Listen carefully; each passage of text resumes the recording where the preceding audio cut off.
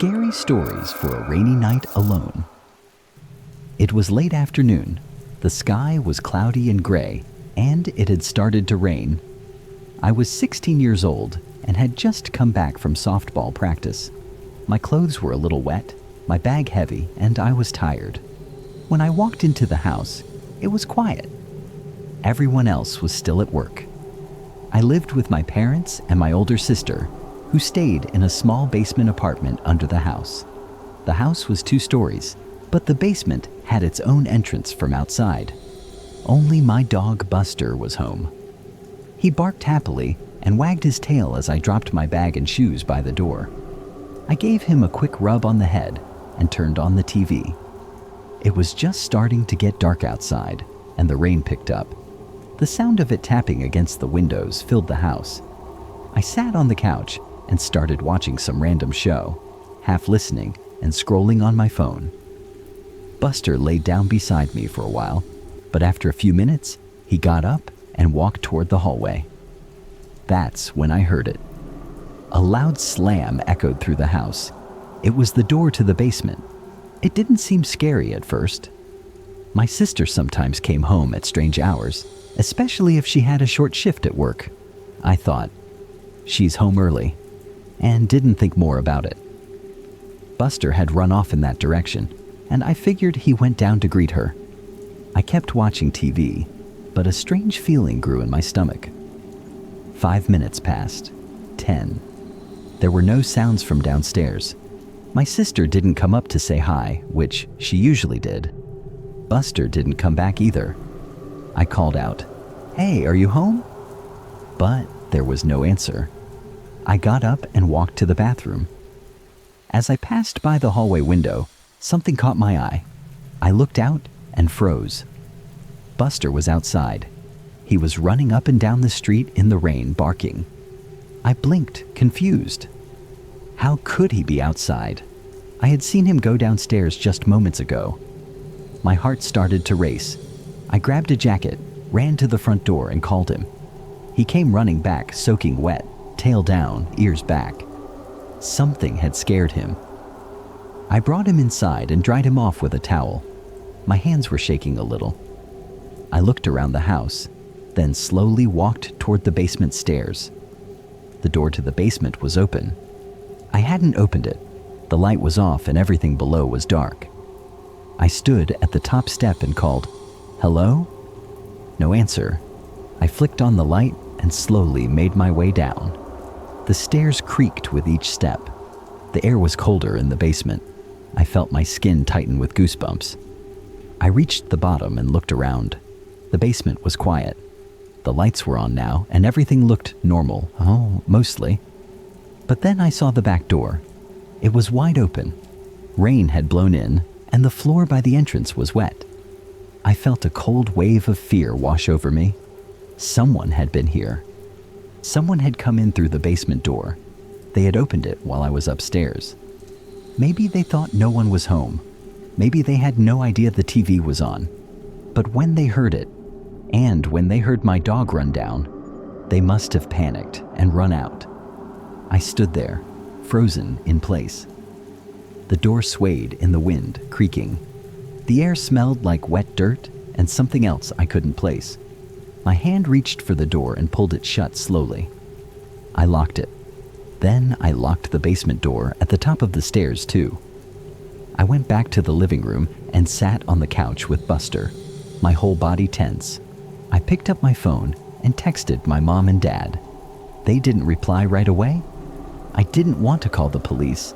It felt like nothing had really happened, but my heart wouldn't stop racing. That night I couldn't sleep. Every small sound in the house made me jump. I left the lights on. I kept Buster close to me, his warm body pressed against my side. The next morning, I told my family what happened. My dad checked the locks. My sister said she hadn't been home at all. We installed a security system 2 days later. But the story didn't end there. A week later, I came home again after school. This time, my mom was supposed to be home already, but her car wasn't in the driveway. I stepped inside the house and felt strange, like someone had just left. I called out, "Hello?" But again, no answer. Buster barked once and ran to the back of the house. I followed him, feeling my throat tighten. The back door, leading to the small backyard, was unlocked. I knew I had locked it the night before. I checked the basement door. Still locked. All the windows were closed. But something didn't feel right. That night, I had a nightmare. In the dream, I was sitting on the couch watching TV, just like before. The door to the basement slowly creaked open, and a shadow stood there, tall, thin, unmoving. Buster growled but didn't bark. Then the shadow took a step forward, and the lights in the house flickered out. I woke up in a sweat. The next morning, I noticed something strange in the basement. My sister had gone out early, and I went down to put laundry in the machine. There, on the floor by the locked door, were wet footprints. Not just one or two, a trail. They led from the back door, across the room, to the stairs. I froze. I called out for my dad. We checked everything again. Nothing was broken. No one was inside.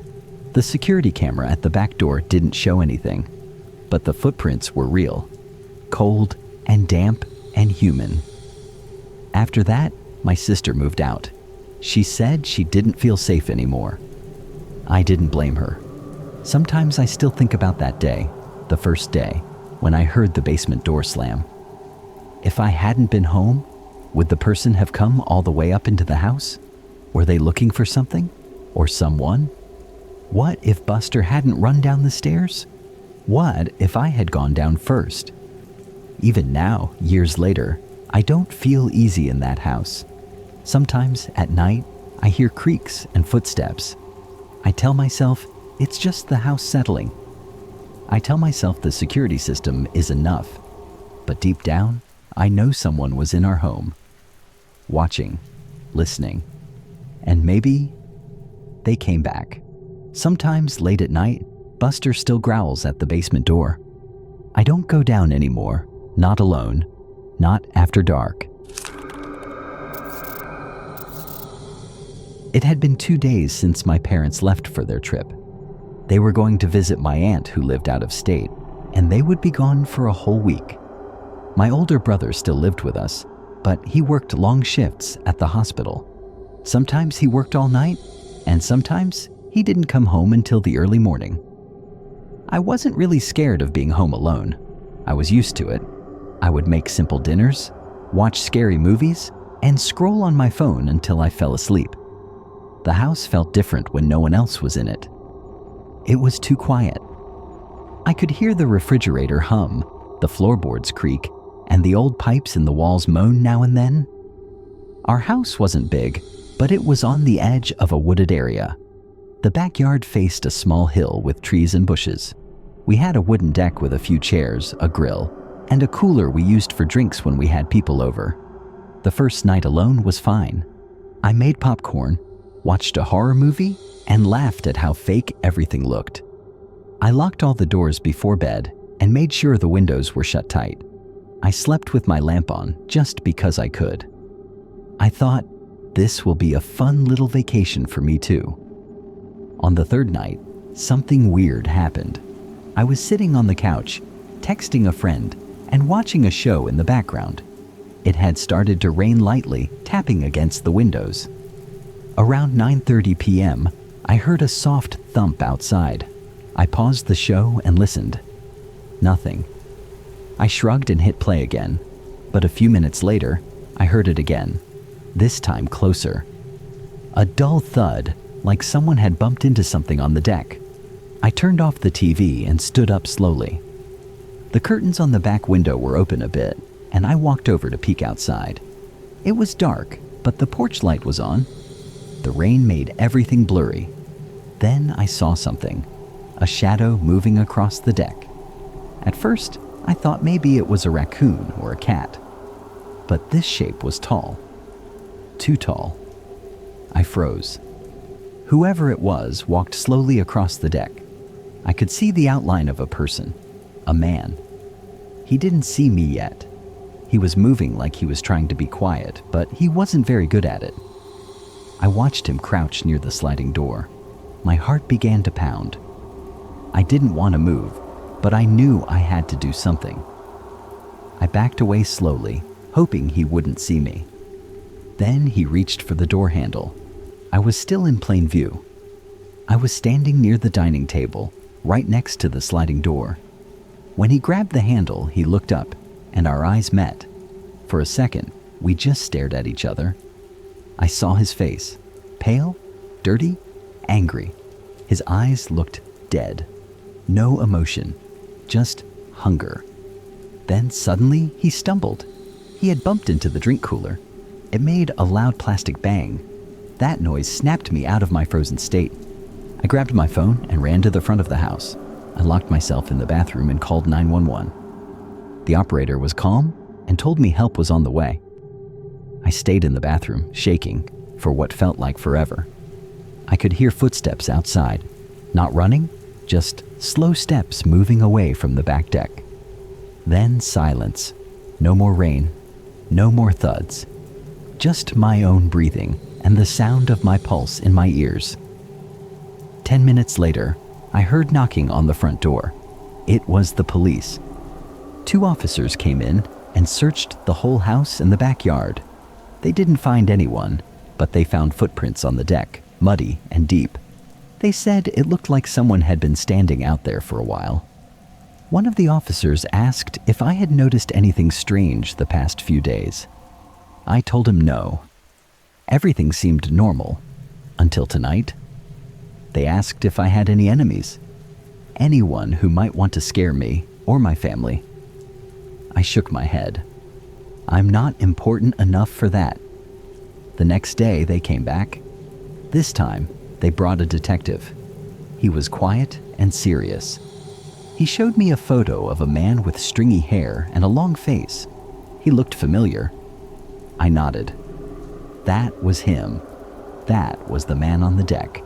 The detective told me the man had a criminal record. He had broken into homes before. He had also hurt someone, a woman, alone in her house. He had followed her for days before he attacked.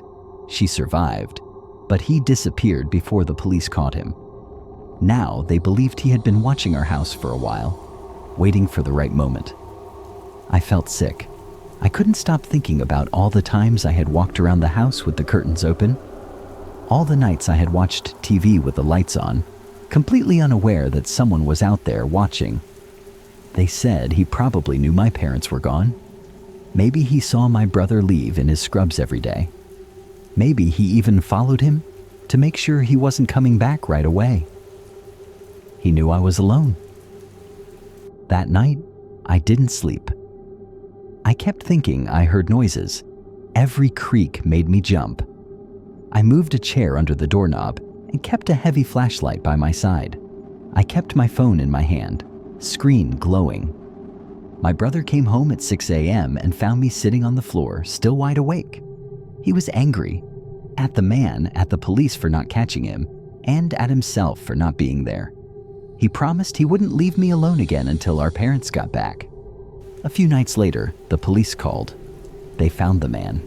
He had tried to break into another house in the same neighborhood. This time, the family had a security camera, and they caught his face clearly. Someone recognized him from the news report and tipped off the police. They found him hiding in a broken-down trailer outside of town.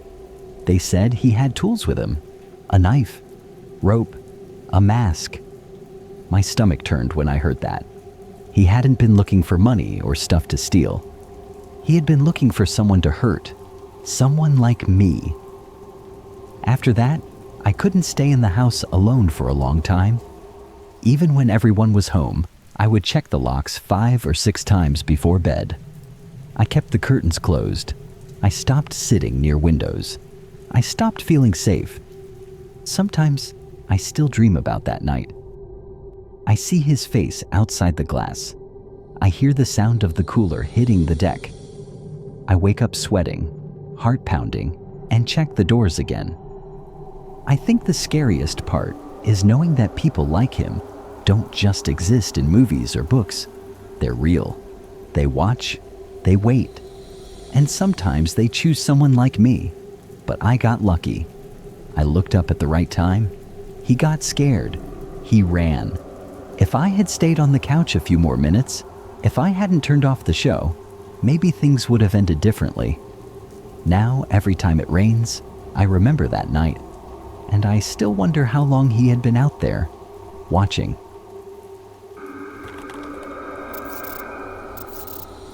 I was 15. My parents had gone out of town for the weekend. I was left in charge of my 2-year-old sister, Emily. It wasn't a big deal. I had watched her before, and she was usually easy to handle. That night was quiet. Rain hit the windows, soft at first, then harder. The wind blew through the cracks in the house, making a low sound, like someone whispering. I had just put Emily to bed. She had her favorite stuffed bear in her arms and was already half asleep when I tucked her in. I turned off the light, left the door a little open, and went downstairs. I felt good, responsible. I even ordered a pizza and sat down to watch a movie. I don't remember what movie it was. Some action thing, maybe. I just remember the room being dark, except for the TV's glow. It was about 1 a.m. The rain had gotten louder, hitting the windows like tiny rocks. I was on my 3rd slice of pizza when I heard something strange. A sound. A toy. Loud. High-pitched. At first, I didn't know what it was. It sounded like one of those baby toys that sing when you press them. But it wasn't just a quick sound. It kept going.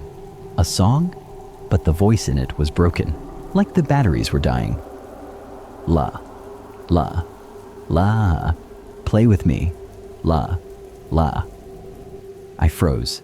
I knew that sound. It was Emily's toy bunny, one of those talking ones with big ears and a weird smile.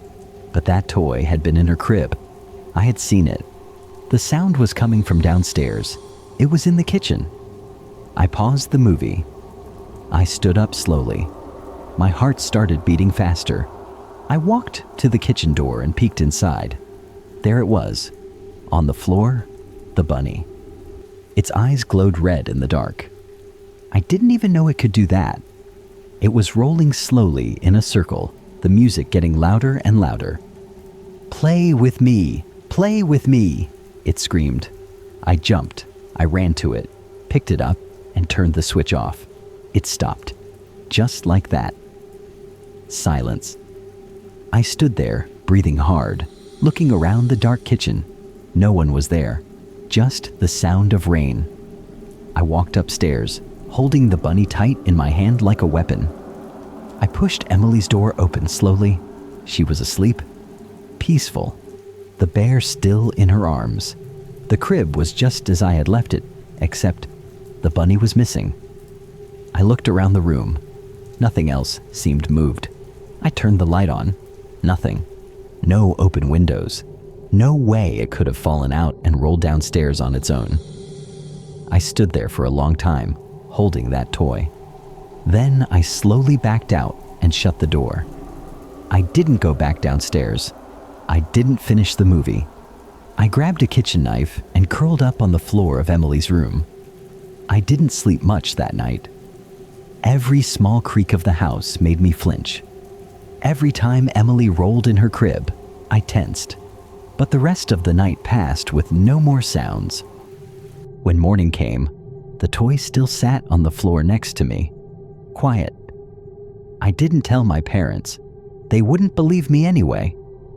Maybe I had been tired. Maybe I imagined it.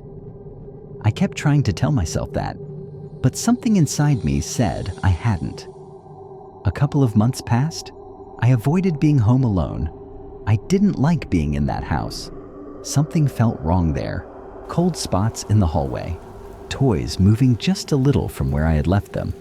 Sometimes Emily would laugh at nothing in the corner of a room. Then the landlord came. He was a strange guy, friendly on the surface, but always watching. He came to fix something in the attic. A leak, I think. While he was standing at the bottom of the ladder, he smiled at me and said, "You know, sometimes I used to hide in this house when it was empty, just to scare people." He laughed like it was a joke. I didn't laugh. I just stared at him. My skin felt cold. My fingers shook a little. I tried to smile, but it didn't work. I went quiet for the rest of the day. Later that night, I couldn't stop thinking about what he said. I tried to brush it off. A joke. Just a weird joke. But the more I thought about it, the more I realized something. That night with the toy, what if it hadn't been alone? What if someone was in the house? Someone hiding? Someone watching? My thoughts went wild. I checked all the doors. I made sure every window was locked. I checked under my bed, in closets, even behind the shower curtain.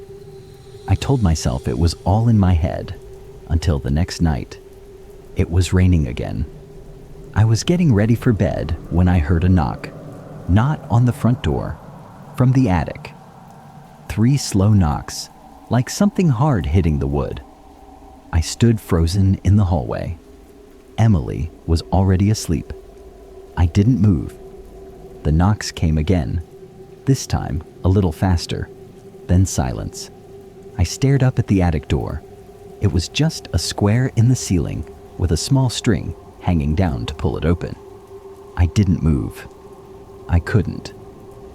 Then I heard something slide inside. A soft thump, like someone had dropped to the floor up there. I grabbed my phone and called my dad. No answer. I called my mom. No answer. I didn't want to call 911 unless I was sure.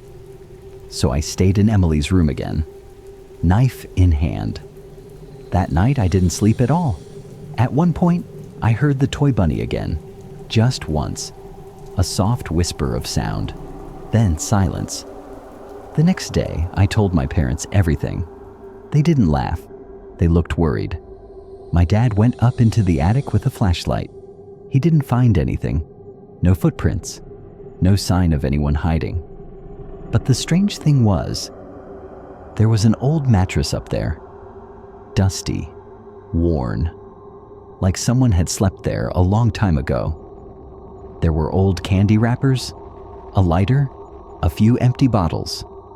Whoever had been living up there had been gone for a while, but they had been there. The landlord came again when my parents told him. He acted surprised, said he didn't know anyone had been living up there. But I remembered what he said. Sometimes I used to hide in this house. That wasn't a joke. That was a confession. We moved out a few weeks later. Emily doesn't remember anything. She's older now, happy, healthy.